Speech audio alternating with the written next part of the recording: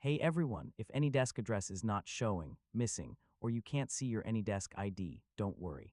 In this guide, I'll show you several simple fixes to restore your AnyDesk address. First, close AnyDesk completely and reopen it.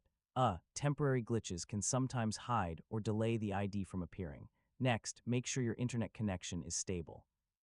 Yeah, AnyDesk needs an active connection to generate and display your address. Sometimes the address takes a few seconds to load.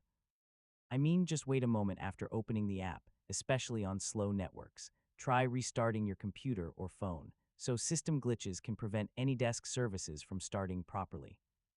Make sure AnyDesk is actually running in the background. Yeah, if the service is stopped, the address won't appear. If you're using a VPN or proxy, turn it off temporarily. Network routing issues can sometimes block ID generation. Make sure AnyDesk is allowed through your firewall. I mean, blocked network access can prevent the address from showing. Make sure you're using the latest version of AnyDesk. Yeah, updates often fix display and connection issues. If the address still doesn't appear, uninstall and reinstall AnyDesk completely. So a fresh installation can fix corrupted program files. If nothing works, contact AnyDesk support.